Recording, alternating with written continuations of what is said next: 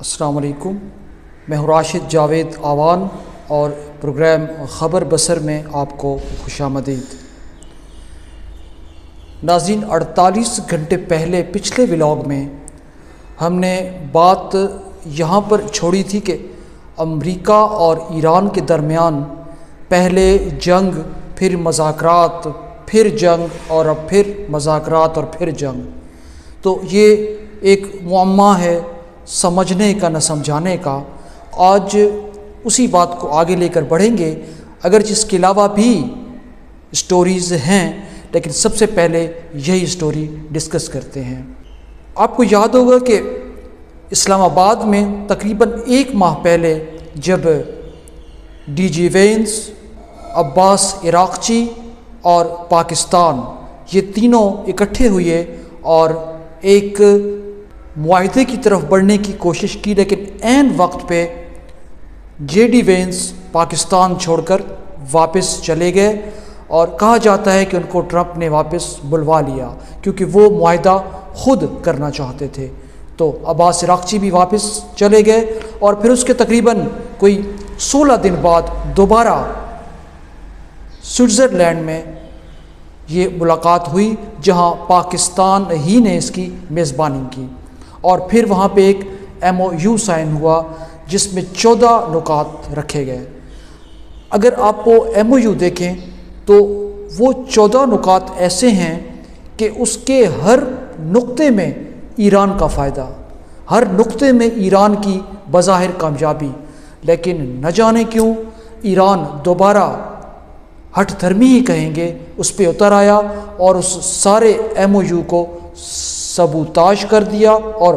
2 دن پہلے اعلان کیا کہ ایران اب اسلام آباد ایم او یو سے قطع تعلق کا اعلان کرتا ہے۔ حالانکہ اس میں ایران کو تیل بیچنے کی اجازت تھی، اس کے جہازوں پر کسی قسم کی کوئی پابندی نہیں تھی، اس کے میزائل ڈیفنس پروگرام پر کوئی قدغن نہیں لگائی گئی، اور جو یورینیم وہ افزودہ کر چکا تھا وہ بھی فی الوقت لینے کی بات نہیں کی گئی۔ اب اس سے زیادہ اور کیا ہوتا، لیکن شومی قسمت یا بدقسمتی کہ ایران نے سب کچھ تہج ڈالا، اور اب پھر اس پہ امریکہ حملے کر رہا ہے، اور وہ اس کے جواب میں مشرق وسطیٰ میں جو امریکن اڈے ہیں یا جو امریکن ایسٹس ہیں ان پر میزائل اور ڈرون داغ رہا ہے۔ اب یہاں پہ یہ بات بتاتے چلیں کہ پاکستان نے پوری کوشش کی کہ ایران کا نقصان کم سے کم ہو، کیونکہ اگر ایران اور مشرق وسطیٰ کے ممالک آپس میں ٹکرائیں گے تو یقیناً نقصان مسلمانوں کا ہوگا، اور یہی اسرائیل کا سب سے دیرینہ ایجنڈا بھی ہے۔ لیکن اب 2 دن پہلے جب ایران نے اعلان کیا کہ وہ اسلام آباد ایم او یو سے قطع تعلقی کا اعلان کرتا ہے، تو اس نے دوبارہ عرب ممالک پر حملے کرنے شروع کر دیے، اور پھر یقیناً امریکہ بھی ایران کے اسٹریٹجک ایسٹس پر حملے کر رہا ہے، جس میں اس کے پل، اس کی سڑکیں، اس کے بجلی گھر، اور جو آبنائے ہرمز کے ساتھ ساتھ کا علاقہ ہے اس میں اس کے وہ تمام انسٹالیشنز جو اس کو تیل برآمد کرنے میں مددگار ثابت ہوتی ہیں۔ اب اس میں ایک بہت اہم ڈیولپمنٹ ہوئی ہے کہ یمن سے حوثیوں نے سعودی عرب پر حملہ کیا، اور پاکستان نے چونکہ سعودی عرب کے ساتھ معاہدہ کیا ہوا ہے تو اس کے تحت ایران امریکہ جنگ میں تو پاکستان نے سعودی عرب کو کسی بھی طرح جنگ سے دور رکھا، خود بھی رہا، لیکن اب جو حالات بن رہے ہیں ایران کسی کی نہیں مان رہا، اور ظاہر ہے کہ پھر وہ صرف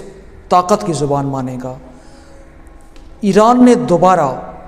آبنائے ہرمز بند کر رکھی ہے، اور اب حوثیوں کے ذریعے باب المندب جو بحر احمر سے ہے، اور سعودی عرب کا تقریباً تمام تیل وہیں سے یورپ اور باقی دنیا کو جا رہا تھا، تو اب باب المندب بھی حوثی کہہ رہے ہیں کہ ہم بند کر دیں گے۔ اب یہاں پہ ایک دلچسپ بات، اگر باب المندب بھی بند ہو جاتا ہے، آبنائے ہرمز پہلے سے بند، تو پاکستان کے لیے تیل کا حصول بہت مشکل ہو جائے گا۔ اگرچہ وہ روس سے، امریکہ سے، وینزویلا سے تیل منگوا سکتا ہے، لیکن وہ یقیناً 1 روپے کے بجائے 2 روپے کا پڑے گا، اور پہلے ہی پاکستان میں پیٹرول اپنے پورے خطے میں سب سے مہنگا، تو پھر تصور کیا جا سکتا ہے کہ کیا حشر نشر ہو جائے گا۔ تو اس وقت یہ صورتحال پاکستان کے لیے انرجی کرائسس کا سب سے بڑا مسئلہ بننے جا رہی ہے۔ اب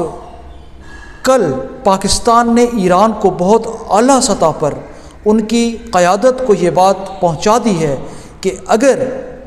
حوثیوں نے سعودی عرب پر حملہ کیا تو پھر پاکستان حوثیوں پر حملہ کرے گا، اور چونکہ حوثی ایران کی پراکسی ہیں تو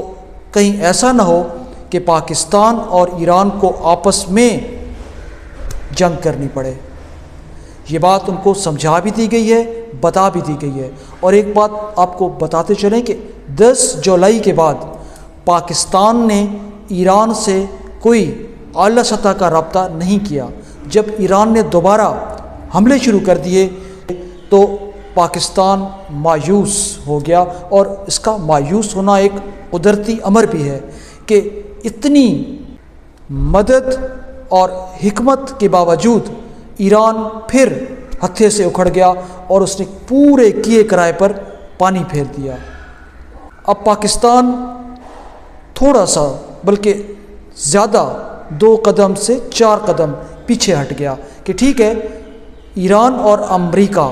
آپس میں جو بھی تو میں ہے وہ کر لیں، اور پھر اگر مذاکرات کی ضرورت ہوئی تو دیکھ لیا جائے گا۔ پاکستان کے پالیسی ساز اب صرف یہ سوچ رہے ہیں کہ اگر باب المندب بھی بند ہو جائے تو پھر یہ جو انرجی کرائسس ہوگا، یہ جو ڈیزل اور پیٹرول چاہیے ہوگا ملک کے پہیے کو رواں رکھنے کے لیے، قیمت تو خیر ایک الگ بات، اس کا کیا بنے گا؟ کیونکہ پاکستان نے اپنا 90% فیول صرف قطر اور کویت، سعودی عرب سے منگوایا، اور اب اس نے کوئی کنٹینجنسیز یا پلان بی ایسا نہیں رکھا کہ اگر یہ ملک یہ ڈیزل، پیٹرول یا کروڈ آئل کہیں وہ فراہم نہ کر سکے تو کیا ہوگا، اور اب وہی ہونے جا رہا ہے۔ اور شنید ہے کہ پیٹرول 500 روپے لیٹر سے بھی اوپر چلا جائے گا۔ تمام دنیا اور بالخصوص مسلم دنیا اس بات پر زور دے رہی ہے کہ ایران کو پاکستان کی بات مان لینی چاہیے، لیکن وہ یہ بالکل بھی نہیں کرنا چاہ رہا یا کرنا نہیں چاہتا۔ پاکستان جتنا کر سکتا تھا اس نے اس سے بڑھ کے کیا، لیکن شاید اب حالات کسی اور ہی جانب جا رہے ہیں، اور ابھی آنے والا وقت ہی بتائے گا کہ مزید کتنا عرصہ یہ جنگ رہے گی، اور لگ رہا ہے کہ یہ جنگ اب طویل ہوگی۔ امریکہ اور ایران آپس میں یہ حملہ کھیلتے رہیں گے، اور اس میں جو سب سے زیادہ نقصان ہوگا وہ متحدہ عرب امارات کا ہوگا، جس میں دبئی بھی شامل ہے، بلکہ دبئی ہی مین ان کی جگہ ہے۔ اور اب تو ایران نے عمان اور کویت پر بھی مزید حملے شروع کر دیے ہیں۔ ناظرین، آئندہ کے ولاگ میں ہم جس بات پہ ڈسکس کریں گے وہ پاکستان اور کویت کا ایک پیکٹ ہونے جا رہا ہے، اس پہ بھی بات کریں گے، اور اس کے بعد پاکستان میں پیٹرولیم کی قیمتوں کا ایک نیا نظام متعارف کرایا جا رہا ہے، جو اوگرا اتھارٹی جو ہے، oil and gas regulatory authority, وہ خود مختار ہوگی قیمتوں کا تعین کرنے کے لیے۔ اب اس کے کیا خصائص اور کیا نقصانات ہوں گے اس پہ بات کریں گے۔ فی الحال اتنا ہی، مجھے یہاں سے اجازت دیجیے اس گزارش کے ساتھ کہ چینل کو سبسکرائب کر لیں، اور اگر آپ کو یہ ویڈیو اچھی لگے تو اسے لائک اور شیئر کیجیے گا۔ پاکستان زندہ باد۔